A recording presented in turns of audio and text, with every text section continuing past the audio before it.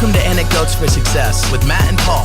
Storytelling is an art form, emphasizing the value and learning that is created through personal experience. Our purpose is to share these stories and experiences with the listener. Everyone has a powerful testimony. Let's use them to level up to our best life with truth, meaning, trade-offs, and perspective.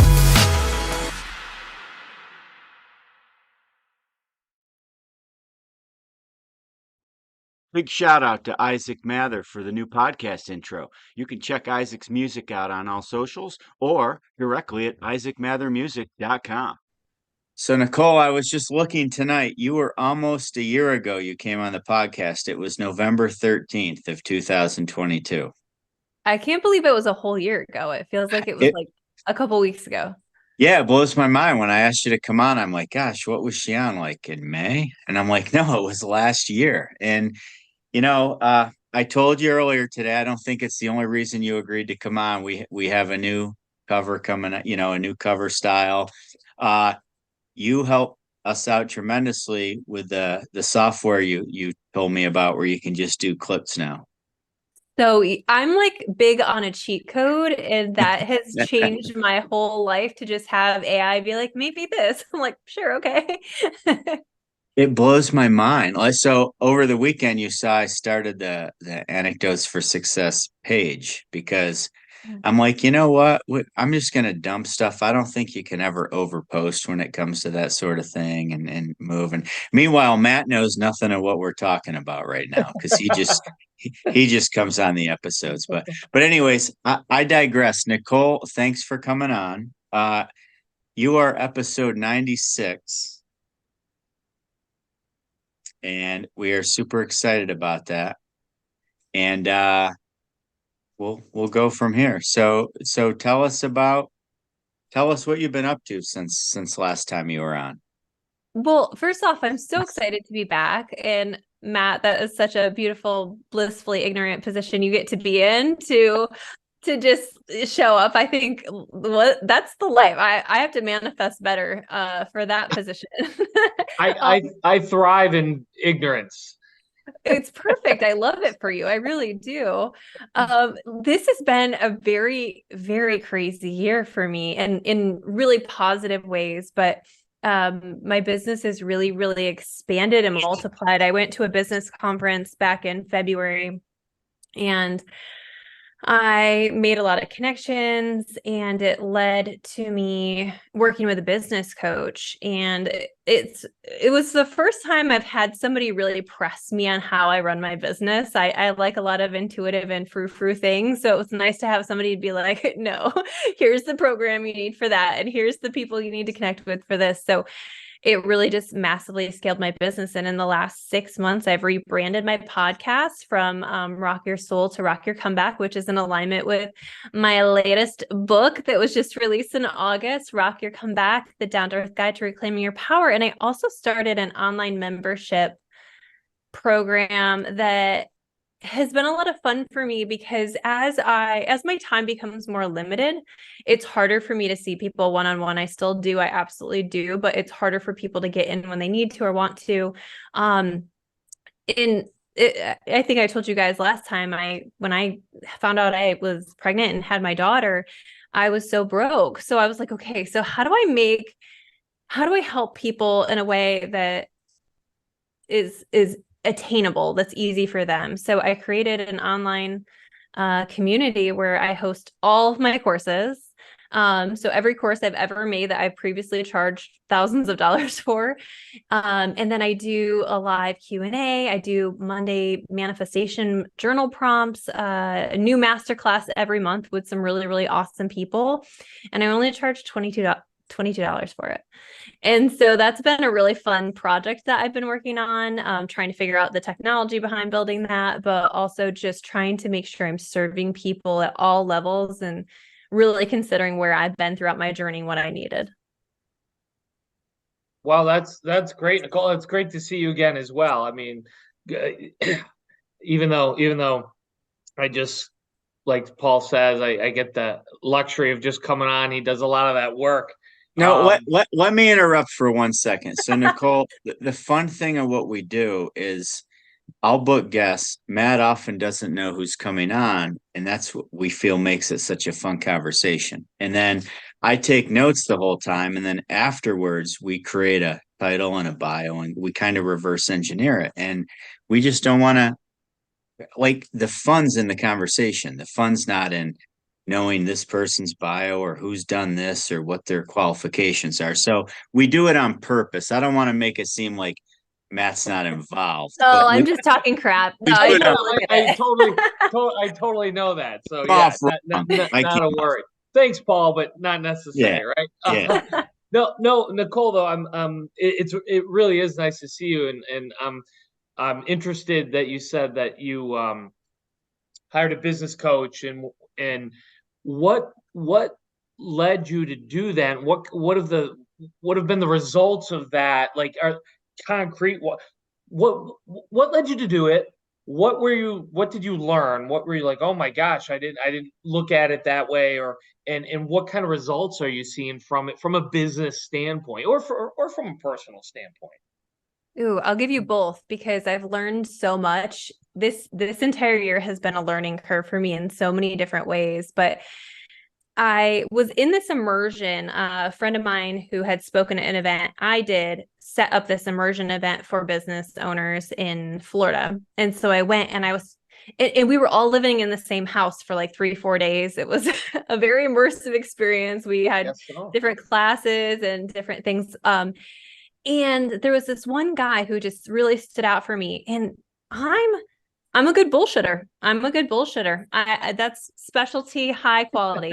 And he just saw through my bullshit and he was like, here's what you're afraid of. Here, like just having somebody look at me from an outside perspective and be like, here's why you're not growing as fast as you could be growing because you have so much bullshit in your own way, or you have so many fears that are from like the past that are stopping you.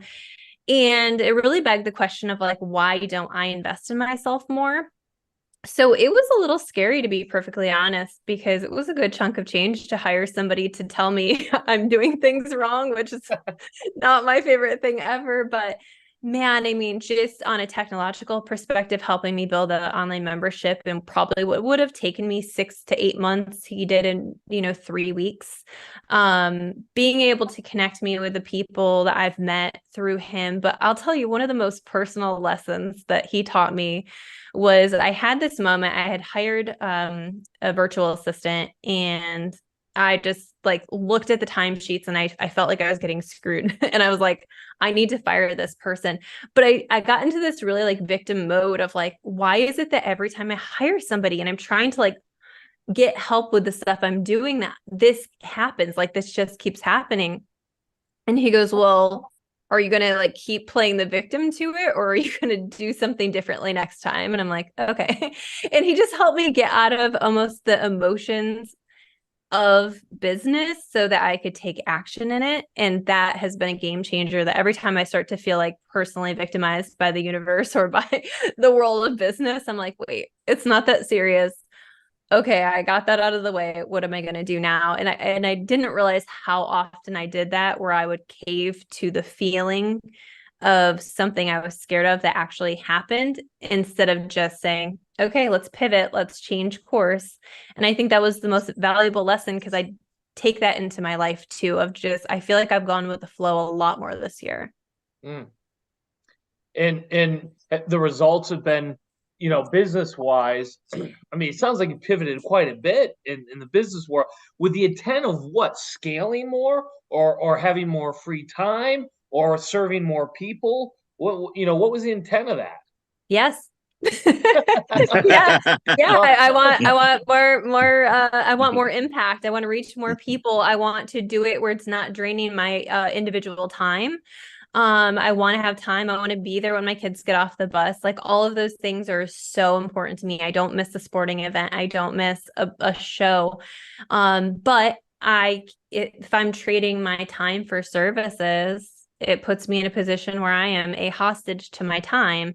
So, and it puts a cap on what I can make. So creating opportunities for myself to expand helped me expand financially. As a business owner, I didn't realize how little I actually knew about business. I was just kind of winging it and thought that worked, but getting more organized in how I'm doing things has been really, really helpful. Yeah, good. Let me ask you this. Talk about serving people and serving a lot. Do you ever feel like, and do you ever feel like, this is coming from the heart for me, because I've had this problem. I'm just curious if you have. Like, why would anyone listen to me? What do I have? Do you ever battle with that in your mind? In I'm probably putting you in a tough spot because it's your brand and that, and I respect that. But do you ever have like that imposter mode where, because let me tell you where I'm coming from. I get people who will come to me and ask me for my advice and help. It's very common for me. It's not my business. It's just something I do, and sometimes I have a difficult time. Um, I guess looking at myself in that role and going, I got plenty of problems in my life. Why would someone want my advice? And do you ever battle with that? I used to. Okay, I don't. I don't.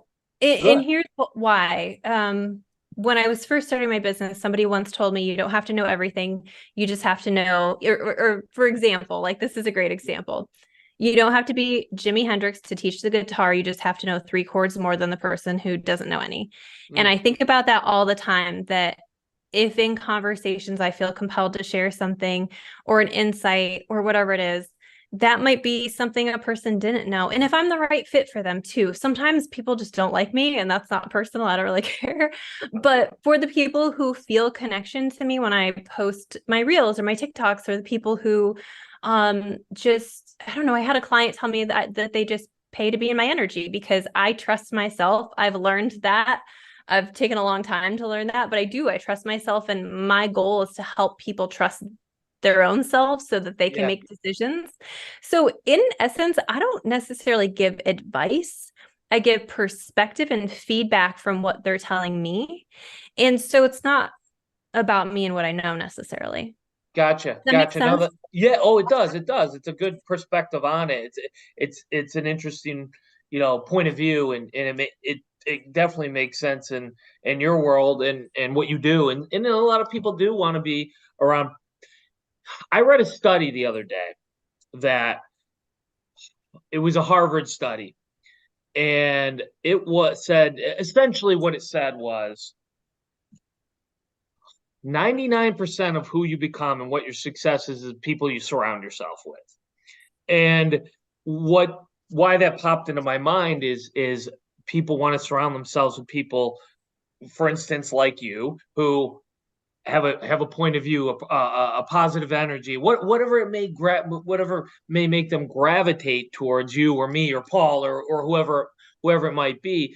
And seeing that study, and it's always been one of those things, like when I see it, I go, yes, that makes sense. I wouldn't have thought of it on my own, but when I see it, I go, yes, that makes sense. So I don't know. It just reminded me of that. Yeah, people should want to surround themselves with people positive and successful. And you talked about your self belief and your self confidence. I think those are traits that are very important to everyone. They would be better. Everyone would be better off having those traits, but they're not easy for most people to obtain. Yeah, I guess I just look at it as, if I don't believe in me, who's going to? I feel the same way. Like I do. at the end of the day, what's the benefit to me or anyone around me if I don't? If I Did you get that from your parents or from people growing up, or was that? I'm just curious where that comes from. Honestly, like a decade ago, I probably would have said I hated myself. I was my biggest, enemy. I was the worst shit talker to myself. It was like it's a skill, and that's harder to say it like that, but the way we learn to think about ourselves is programming. It's people around us. It's the way we're talked to. It's society. It's all the things. So we have to just kind of check in of like, does it work? Is it So, working for me? you Don't you know? think it's great that it's a skill? Because let's say, if it was something we were either born with or without, then it's out of our control. But if it's a skill, which I completely agree with, then we can control it, right? We can improve upon it. We can get there on our own, and we don't have to just say, "Woe is me, I don't have that trait," and I never will, because you're either born with it or you're not. It is something you can develop, and that's a powerful message. Yeah, it is such good news. Like it's just such Yeah. good Yes. news that you can go from, like I'm a reformed shit talker to myself, and now I get to show my girls what self-love looks like, what taking care of yourself, what boundaries look like, what setting time aside for yourself looks like, and how I show up because I do those things for them. So it's kind of a cool thing, but yeah, it's a skill set. And if you start to just recognize and have the awareness that the way you're speaking to yourself isn't feeling good or doesn't work, then you have an opportunity to do something new. I totally agree.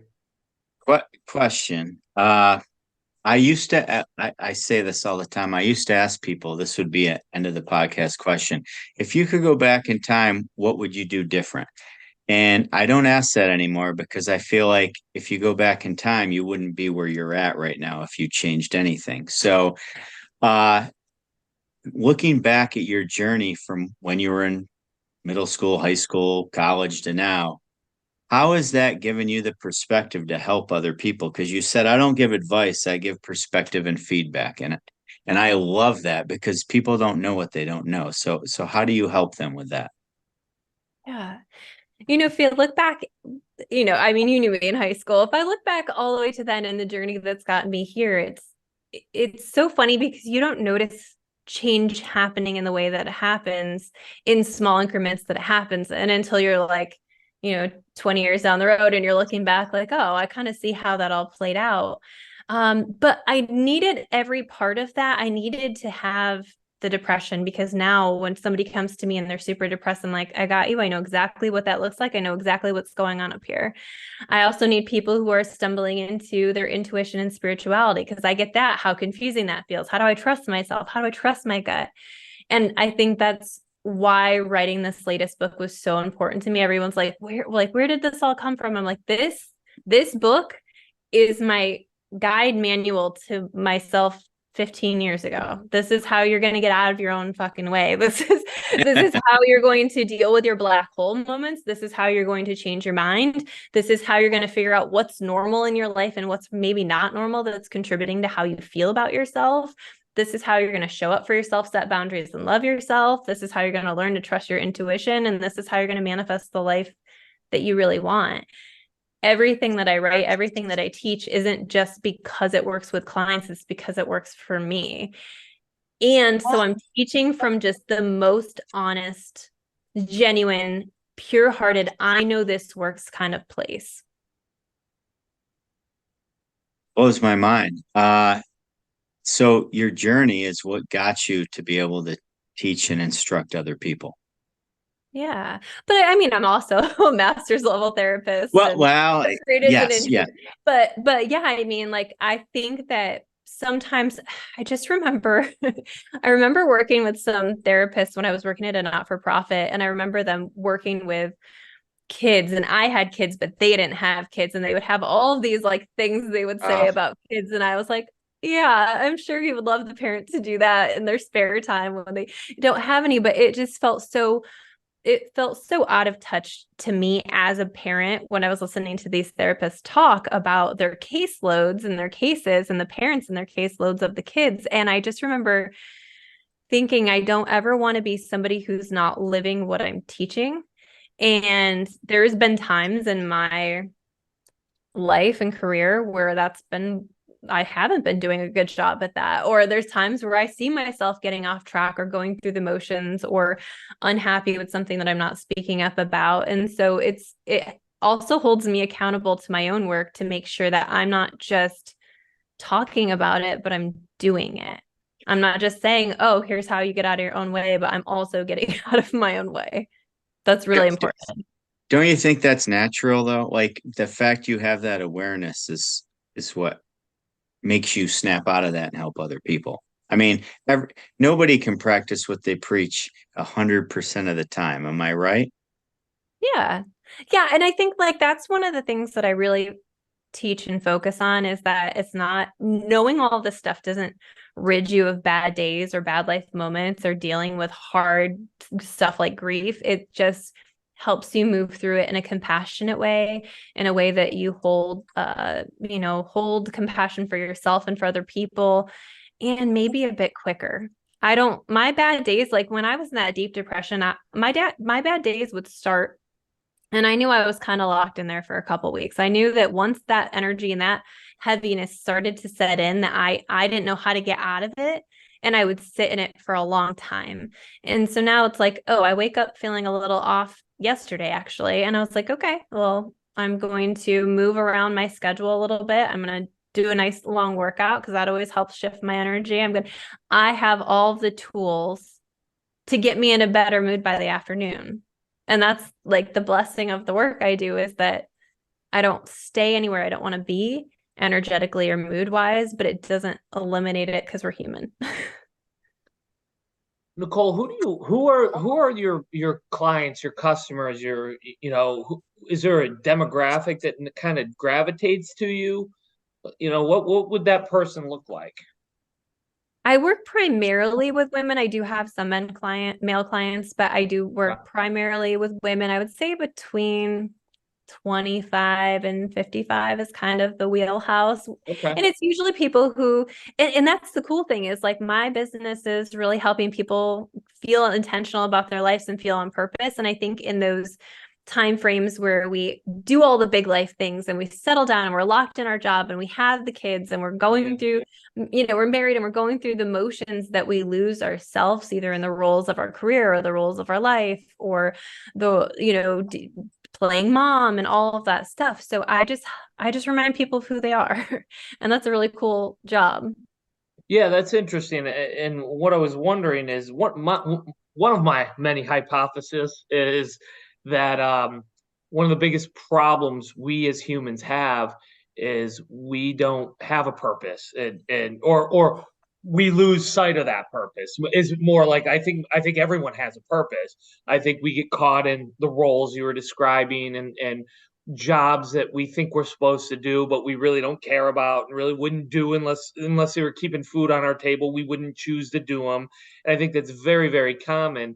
And so I think whether it's drug abuse or alcohol abuse, arguably, I guess the same thing, or a number of other things that just kind of help us get away. I think so much of that is due to a lack of meaning in our lives or a lack of purpose in our lives. Do you think am I onto something here? I mean, not that I've created, not that I invented this, but do you think that is the biggest problem, or are there other things that you think are more challenging for people?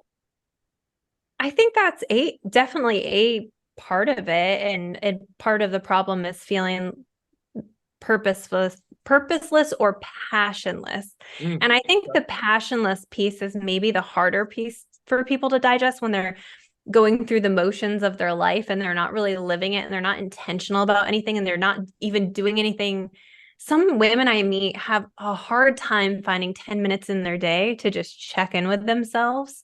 And so how do we really know what's going on in our head and our heart if we are just so busy or just going through the motions? And I think that when we're kids, everything is fun and we make everything fun. I mean, my kids could literally, like, we would be in the grocery store. My daughter's like, how fast do you think we can do this? You think we could do this in 13 minutes? Like, let's race and see. And everything's a fun game to them. Yeah.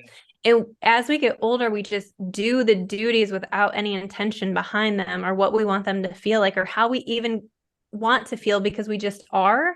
And so I think getting intentional about how you want to feel and how your day goes and how that meeting that you want, and just deciding that I get to feel joy and I get to be important to myself and I get to take care of myself and love myself. Like, infusing those intentions, I think, are the most important thing, because when we're going through the life with no intention and we're just victims to our reality, then we're not creating anything that feels meaningful and we're not creating anything that brings us passion. So it kind of all ties in. Yeah. So go back to intention for a minute. If if I was, a client of yours, and you noticed that I was not being intentional in my life, what would you tell me? And I mean, I'm just looking at hypotheticals here because I want to make sure I understand what that actually means.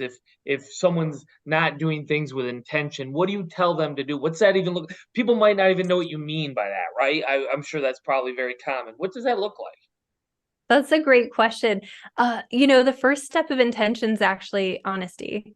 And what I mean by that is that you have to actually sit down and get real clear and real honest with what you want in order to decide what your intention can be.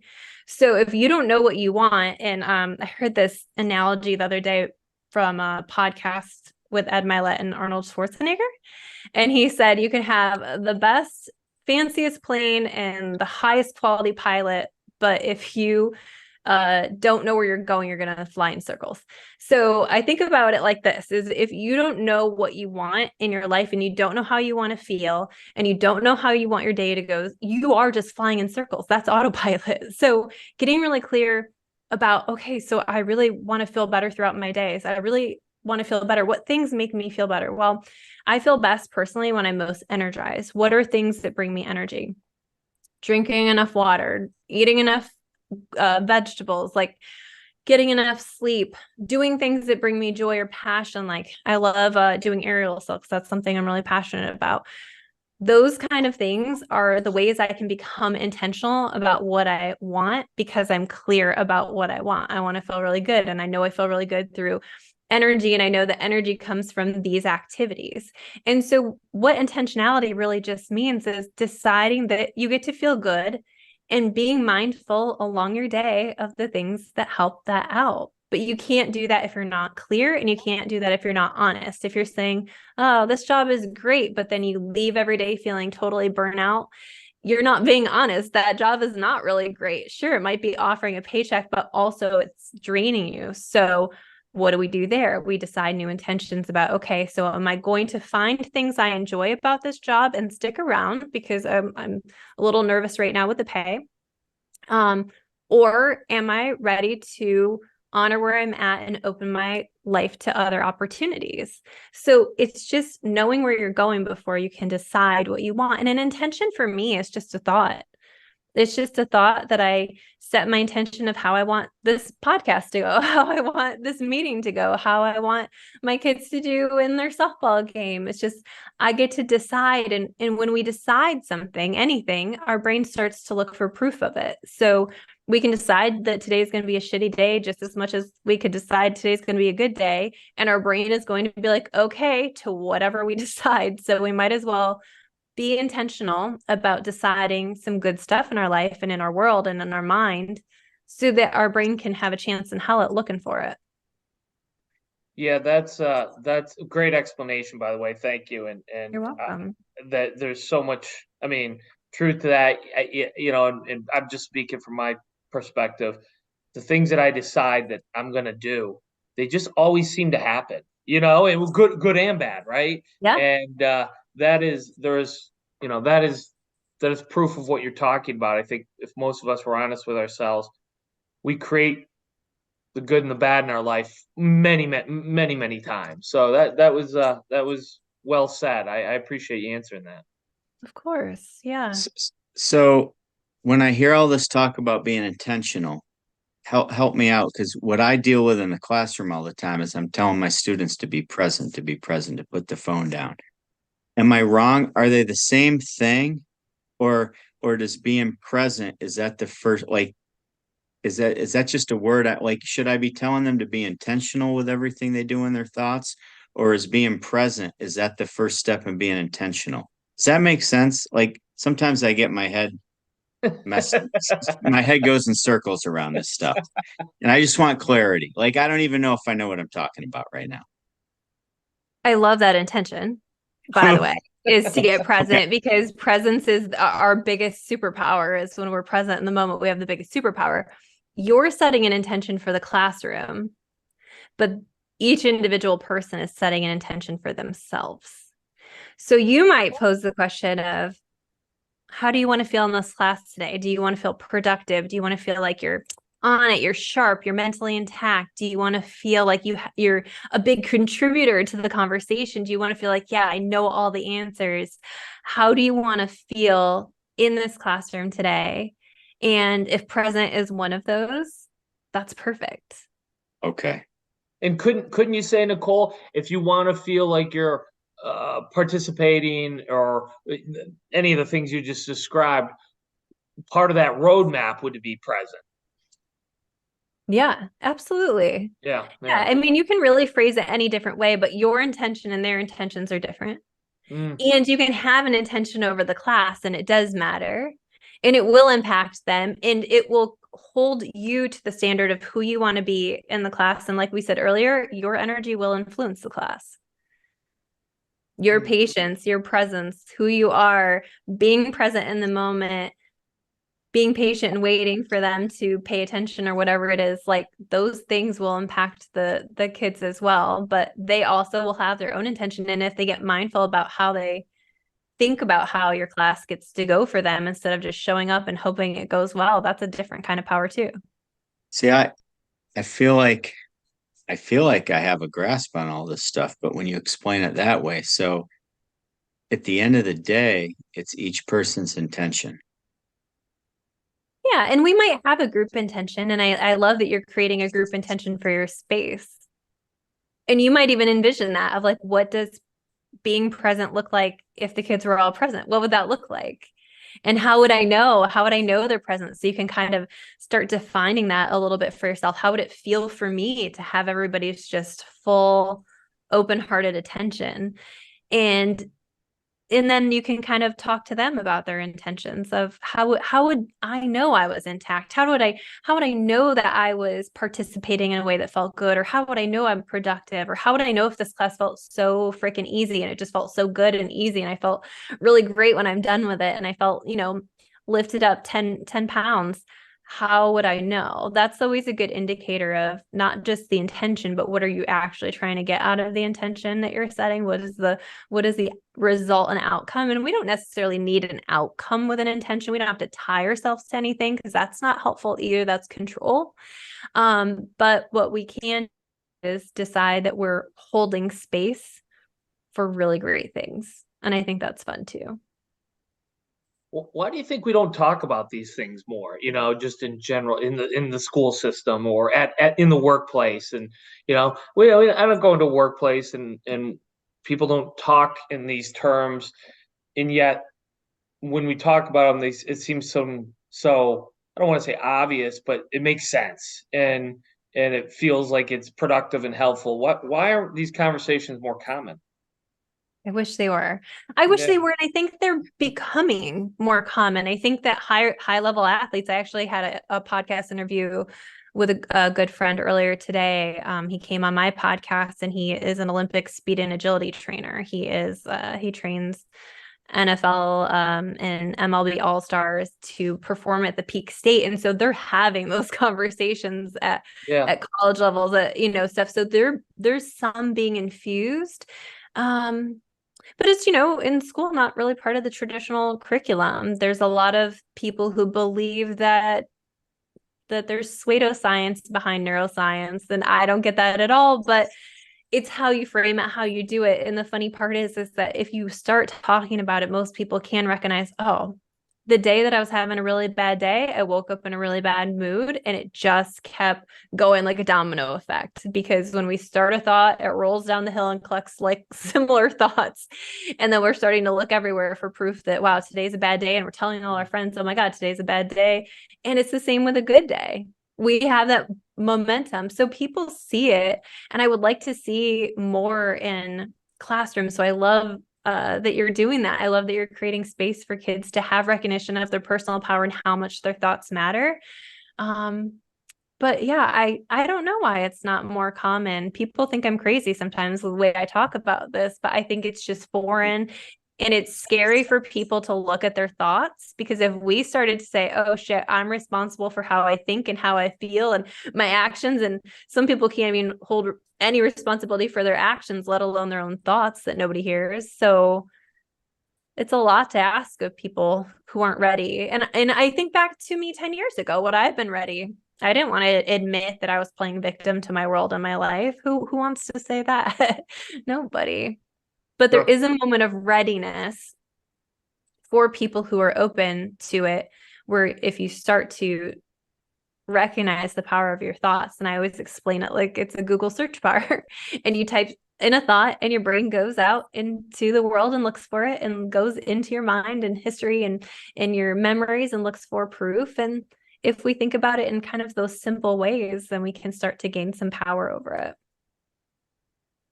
I like that analogy. Yeah, that's true. It just resonates with me in my life, and I'm a very positive outlook on things, and by doing so, I think it has manifested itself in so many positive ways in my life. And I've seen the opposite in so many other people as well, which makes me very sad. Yeah. It's very sad to see. And I wish, just that's why I asked a question, because I think if the conversations it was more normalized and talked about more often in this manner. I even think of my where my businesses with my employees going in and just we don't go in and say, "Hey guys, today's going to be a great day," and what are we trying, what are we going to be intentional about today, and what do we want the day to look like, and and just thinking, well, what if we did do that? How would that change a work environment, and how would it change the people who, in my world, oftentimes struggle and they maybe want to be somewhere else, and that can. I wonder what kind of impact that would have if we had a culture that did that much more, and where those people would end up, in positive ways in their lives if that was happening more often. What's stopping you? Yeah, the mindfulness of it, the awareness of it. It's not because I think it's hokey or I don't believe in it. It's not it at all. It's the exact opposite of that. I think it would help.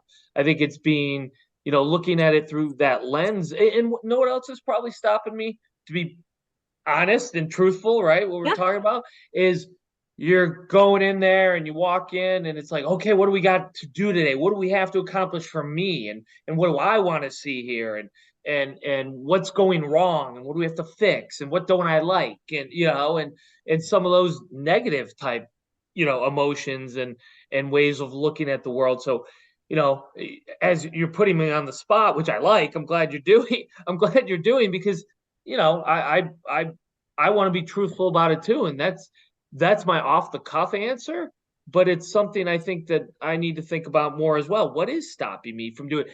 And most importantly for me, because I own so many businesses, what's preventing me from being able to get my leadership to do that on a regular basis, right? And having it go down that hill in a very positive way, and creating a culture where that's normal and that's something we do on a regular basis. That would be the real trick, the real improvement. I would think. So I'm glad you asked me the question. I think there's quite a few things stopping me, but none of which are excusable. None of which are like, well, I can't do it because I don't believe in that. Yeah. Well, I think that was like a really honest answer. And the thing I'll say is that set a date, set a time. It's a skill set. This is a skill set. So if we just set a date and set a time and we set ourselves up to create space, to be intentional, to create time. I mean, you pencil in everything else. Why would you not pencil in a new skill set you're trying to learn or implement? It'll have a trickle down effect. It matters when you speak in positive ways to people. It matters. And manifestation and intention does not avoid negativity. It uses it wisely. That means that when you're coming up against, oh, I've got all these problems to solve today, well, I guess I'm going to intend to be a problem solver. I'm going to be quick on my feet today. I'm going to intend to see things really clearly so I know the solution. And I feel really confident that if I don't know the solution right away, it will come to me. Setting yourself up with the negativity helps you recognize, okay, what do I actually want here? I want to solve the problem. any problems that come to me, I just solve them and it feels really easy and it feels really good. Do you see how different that is than going in there stressed out? No, I really do. And it's funny you say that, because one of the things that I say to my leadership team often, and I was talking to a very high level CEO recently, and it actually came from him.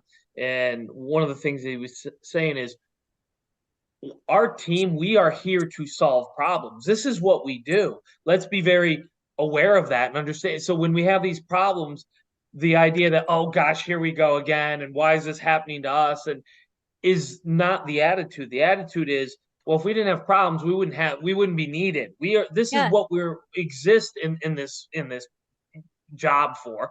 This is what we're here for. So just changing that mindset to, oh gosh, another problem, to, well, this is our opportunity. This is why we're here, and making it positive has been a real big has had a big impact on me in the last few months after I had that conversation. So I think you're saying something, very, very similar in a lot of ways anyway. And I've experienced that in a positive way, and trying to, and making and being vocal about that with my team, that, hey guys, we're here for these things. Like, we're never not going to have problems. We're here to solve them. Let's be excited about that, and let's be clear that's why we're here. So I'm glad you said that, because it kind of piggybacks what I'm trying to be better. Yeah, I don't ever want people to think that negativity doesn't have its place, because it does. It actually shows us exactly what's not working so that we can better direct our focus towards what will. So we can be grateful for negativity that's showing up. We can be aware of it, but our only goal with intention is not to fall victim to it and get sucked in. Yeah, it's what you just said. I say to people when it comes to investments and capital, taking this from a business, where my mind usually lands. I go, losing money's that's telling us where the money isn't valued, right? And so Exactly. now we got to move it. We're going to move it to where it is valued. So if you have your business and it fails, or a business that's not profitable, that's a good thing. It's telling us that capital is not producing where it should. So let's move it somewhere else in a productive way. So I just chuckled when you started saying that, because I'm like, that's how my mind works in so many ways. It's the same exact thing. I Same love exact thing. Yeah, that's great. That's great. Sorry, Paul. I keep seeing you ready to No, talk. no, listen. I'm not as articulate as you two. Like I'm thinking and listening to everything you say, but it gives me verification or validation that I'm doing the right thing in the classroom and with my businesses. Because I'll come in the morning and students will be like, "Why are you so happy today? Like, don't you ever have a bad day?" And I'm like, "Well, yeah, I'm not a bobblehead. Like, I don't just walk around hey, everything's so great, but I know I have a perfect track record of getting through every bad day in my life. Like, I solve problems, I just get through it. If I don't get through it, I think about it at night and attack it the next day." And everything Nichole's been saying and you've been saying, I'm like, wow, like I can't say it the way you two say it, but I think I live it, and that makes me happy. That's all I'm going to say. So Can I challenge you on something? please do. Would you like to be articulate? Well, yeah, I would like to be articulate. Okay, so claim that, decide that. That matters too when you're speaking. I don't Damn. find myself as somebody articulate, but that's the intention I set before every podcast. And I get that feedback always, which is so funny, because I tell a story in my personal life. People are like, could you stay on track? Could you not go off on 20 tangents? But I do decide that I'm articulate specifically in these type of settings. And I think that that's changed the way I respond. And I'm curious and anticipate that will feel differently for you as well. That's a great point. I mean, I sit there and I have conversations with people I don't know every day. We have these podcasts. I get through it. I'm hosting a softball recruiting panel with 5 coaches next week. But deep in my mind, I'm like, I'm not articulate, but I must be doing something okay, right? It's just not true. It's just a belief you Right. have. So Yeah, if no, we no. recognize that you're reaffirming it over and over again and finding evidence of it, then you can decide differently. I appreciate that. No, Yeah, it is. this is why I love this stuff. It is funny, Nichole, that you challenged him on that too, and I didn't. But it was funny when he said that. My initial thought in my mind was, I wonder why he's saying that. I don't agree with Not that. true. But I was just Yeah. like, huh. I don't, But anyway, yeah, I'm Well, glad you said that. so let's go with that. Is that wrong? I think that way when I'm talking to people like you two, or like, is that what No, imposter syndrome is, or is that a made up thing in your imagination, or should I just come in differently and attack it differently? Like, I don't know. there's no wrong. There's no wrong to the things we're thinking. They're not good, bad, they're neutral, but do you want it? Do you want to keep claiming that? Does that feel true and Yeah, good to you when you say it? And if the answer is no, then you get a new choice. fair enough. Wow. Hey, Nichole, you said something. This is completely off the topic we've been on. You said something earlier, and I wrote it down. You said you like aerial things. Oh yeah, I do aerial silks. What like Cirque du Soleil style? Oh, okay. Not that high level, but yes, Yeah. I like to hang around from the ceiling. Yeah, I did a Groupon maybe 3 4 years ago, and I just got sucked in, and I go at least once a week for a class. And now my daughter also does aerial as well, so she does a little bit more than I do. She does the hoop, the Lyra hoop, and does performance and No kidding. festivals and stuff. Really? Yeah, Well, I caught that, and I have another business where I promote I promote events and yeah. such, and I've been promoting a Cirque style show for, boy, I think this would be 18 years or something like that, a long time. Yeah, 18 years, and I've seen so much of that, and it's so impressive, and so when you said it, it just I made a note. I was like, I gotta clarify if that's what you do, because it's very well, it seems very difficult, I would say, and potentially dangerous too. It's so funny because it's the most learnable thing. I Oh, is mean, that right? any shape, any size, I've seen anybody be successful at it that wants to. And I think that's sort of like the mindset and confidence work we've been talking about this whole time, is that even things that seem really intimidating or like, how would I ever do that? Um, there will be one move that's very easy. And then from that move, you will move a little bit more and you'll be in a different shape. And that's true about the stuff we're talking about today too, is that you don't have to look at how am I ever going to be really confident, or how am I going to ever do drops from the ceiling? How am I ever going to do any of this? It's just taking it one small base level foundation thing at a time that you feel confident doing at that time. And then you can add on to it. You can build on to it. But that's one of my favorite things about aerial, is that I think anybody could do it that wants. My dad, when he comes into town, he'll come to my aerial classes and play around. He'll learn climbs and all sorts of stuff. Yeah, my stepmom has been to aerial classes. Yeah, there's nobody who can't do it. It's just you have to learn the basics and slowly build your way up. Build on. What made you get into that? Groupon. When I moved to Charlotte, I didn't know anybody. I didn't I didn't have a friend in sight, and I just was like, I'm gonna try a little bit of everything. And so I've been to every class you could think of. One's the one that stuck, is it was a $15 Groupon class, and I go to a different studio now that's closer by, but yeah, it was just something I wanted to try. One of my favorite things that I teach and write about is doing something new. Try something that you don't know how to do. It's my favorite thing. I like to be a beginner. I think there's power in being a beginner. There's power in not knowing what the hell you're doing, not being the best at it, being willing to look stupid, all of that thing. There's so much power in, and it changes your ability to prove yourself wrong. I go into class, we do something different just about every class. Sometimes we repeat skills or build on them, but we do a whole new move every class. I never know what I'm walking into. And my teacher has been doing aerial since I don't know, since she was 14. She's the best of the best. She thinks I can do things that I don't think I can do. And I'll be up in the position ready to drop. And I'll be like, are you sure I'm qualified to be doing this? But then I do it and I'm like, oh, I could do that. That was really cool that I could do that. And it's not always the prettiest thing, but it's proving myself wrong thing that really works out for me. And I think that if you have a chance to be a beginner and try something you think you're going to suck at, that it could change your whole perspective. And you make new friends along the way. And we're always looking as adults, I think, to make new friends and meet new people.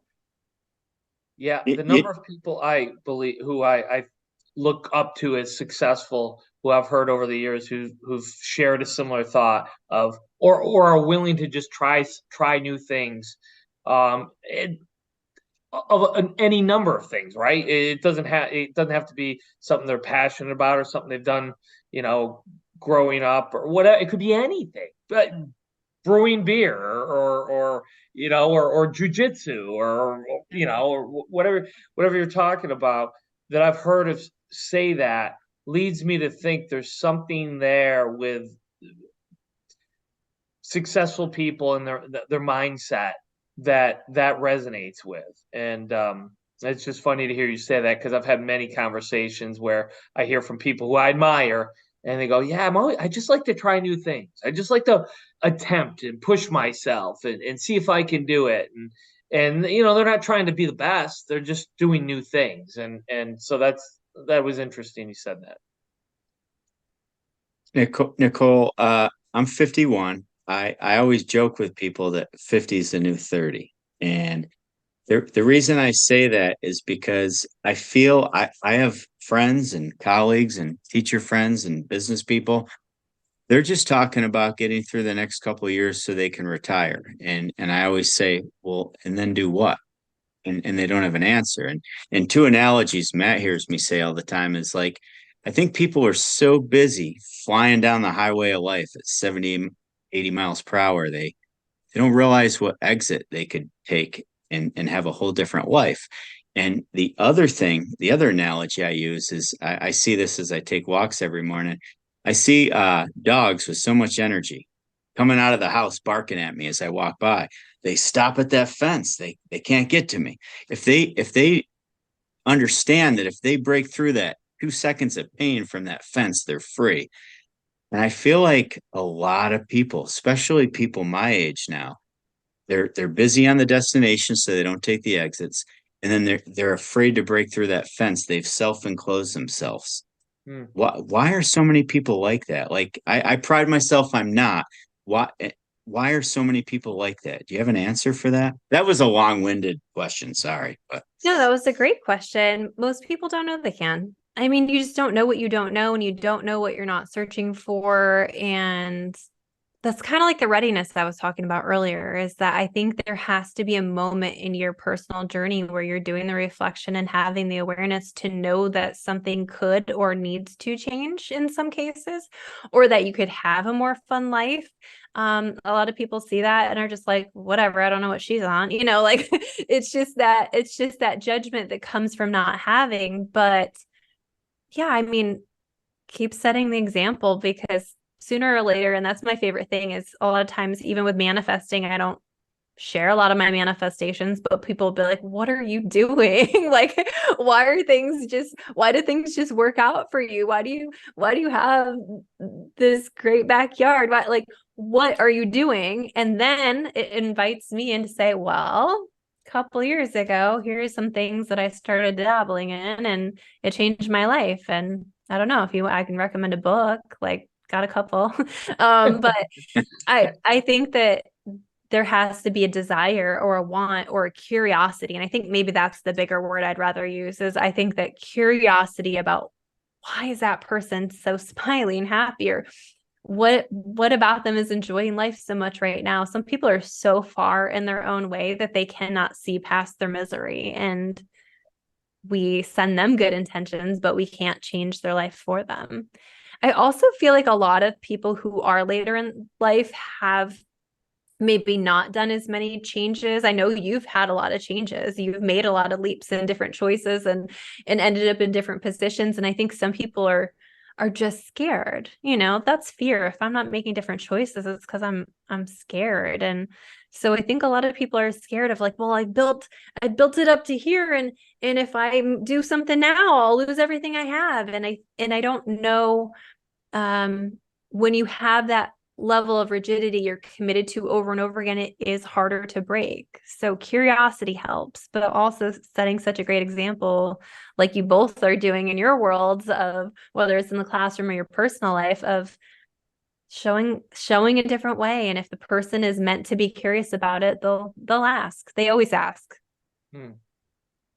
Oh, that's pretty cool. I just people get so set in their ways, and I mean, I'm sure I've been there. I know you've been there, Matt. Like, but I don't get why. Like, you only get one shot at this. Why don't you just go for it every day? Like, I really don't understand that. But you said it. You get stuck, or you're not ready, and you're not curious. Or those are the three things. Or am I missing something? I think fear was the important one in Oh, there. fear. Yes, I yes, think fear. Yeah, I think that's a big one. that's always been my experience when I started getting, Paul, I've shared this with you in my own business, one of my own businesses, and it went really well, and then I expanded, and then I expanded, and the whole time throughout that process, that was like 2 years of that process, and I remember just thinking all the time, what I've done, I, most people could do it. I really believe that, and I'm waiting for the other shoe to drop, because I'm like, I must be missing something I'm missing. Why other people aren't doing, because I had opportunities to do things that a lot of people could have taken, but I was one, I did it, and it was growing it. And I'm going, I must be missing something. People are seeing something I'm not, because this is going far too well, and it was far too available I didn't have anything special, and yet this is just going fantastic. And that's when it hit me, and I believe it was, people are just afraid. They didn't want to take that chance. They're scared to do it. And I get it too. I mean, I get it. We've all been afraid, and afraid of, like you said, building that, and then I'm going to lose it all, and having that fear. But that, I believe that your ability to control your fear is one of the best, I guess, skills you can develop in your life, is that ability. I mean, Nichole, writing a book must be terrifying in many ways. That you're putting yourself out there, and what if what if nobody likes it, and what if nobody wants to print it, or and all, a number of things. But you go for, you do it, and I'm sure there's a lot of people who could provide a lot of wonderful things in this world if it was not a lot, almost all, if it wasn't for fear. Yeah. I think another component of that, that something triggered while you were talking, is we also delude ourselves in our excuses and buy into them. Like, I just was thinking of my dad. Every time he comes to visit, he's like, "Oh, I wish I could live here." And I'm like, "You're retired. Why don't you move?" He's like, "Well, the house and the money." Yeah, Like, yeah. and I'm just like, no, like, you're not too old. You're not too, financially stable here where you can't make a different choice. But he wholeheartedly believes that those two things are true, and he can't find a way around them. And I think, Mr. Richmond, as you were talking about, like, people who are in their 50s and up, like, I think that they have the excuse that, well, this is just how things are, and this is how they're going to be. And so I think we also just so deeply believe our own bullshit that, you'll believe what 100% of the time what your mind tells you. And especially if you've rehearsed it and practiced it. I mean, you're an all-star performer in the world of your mind. So that's another, big thing. But I mean, it all does, even excuses and beliefs, that all does come back to, what am I actually afraid of? And if you can get to that fear,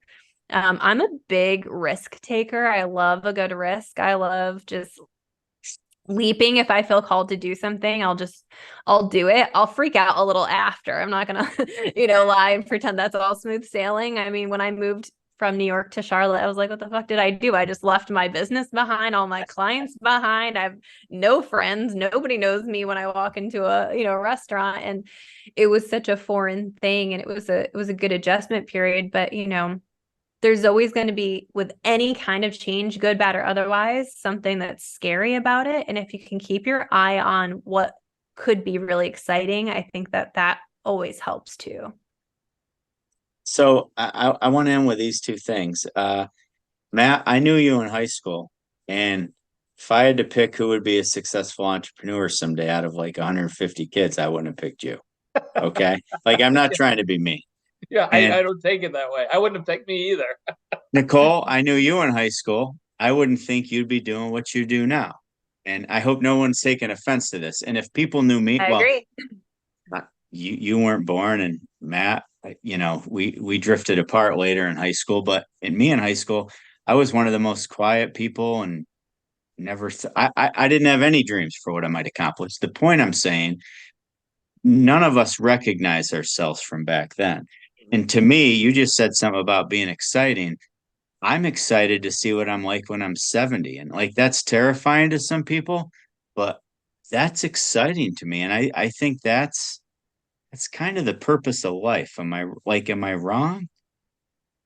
No, I 100% agree with you. I think that every year it changed. I mean, we had a podcast a year ago, and I'm like, here's all the things that changed I, in me this year, and Yeah. it's been wild and crazy, and it's thrown a lot my way in terms of trusting myself and figuring out who I'm going to be and how I want to represent myself and how much do I really believe in myself. And I think that as we keep pushing those boundaries and barriers, I mean, that's exactly what it is unlocking new parts of ourselves. There's this book that it's actually really Christian focused, which isn't usually my jam, but it's called Believe Bigger. And in it, she says disruption is the invitation. And I think about that all the time. It's an invitation to unlock new parts of your personality. Every challenge that you come up against is a chance to find your resilience. Every opportunity that you take or don't take is defining your character and unlocking pieces of you. And yeah, I mean, I'm excited to meet who you are next year and who I am next year and who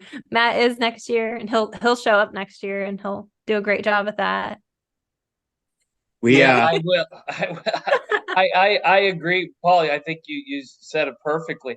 I'm so excited to see who I am, and yeah, at 70 or 60 or 80 or whatever it is as well, and that excitement and that looking at life like that is so positive and it's so enjoyable. It's almost, again, why else am I here if it's not for things like that? Nichole, tell us about your books, where everybody can find you. I'll put all that in the bio. I have so many notes tonight. I don't even know what I'm gonna call this. I, anyways, but I do know I'm gonna put your books and links and information in the bio, but tell all the viewers where they can find you. Yeah, the best and quickest way to find me is on Instagram at NicholeEaton.xo. I post a ton of free content and all of the like links and stuff, or my website, NicholeEaton.com. All my books are on my website, along with the Comeback Club, along with I'm doing a retreat in February called the Quantum Glow Up that's coming up as well. So I have a lot of fun stuff coming up, and that's probably where everybody sees all of it. Right. We have our 100th episode coming up, and we have a secret, not a secret location, but a place. Matt and I, we're doing it in person with a guest, with cameras, microphones, our first in-person podcast. And our dream is to have people like you come on, whether it's yearly or 6 months, and actually have a studio where people do this. And maybe I'm manifesting it, maybe I'm just saying it now to hold us accountable, but you're one of the guests that would be great to be in person. I think it would be so much more fun. Not that this isn't fun, but there's just an energy about being in person.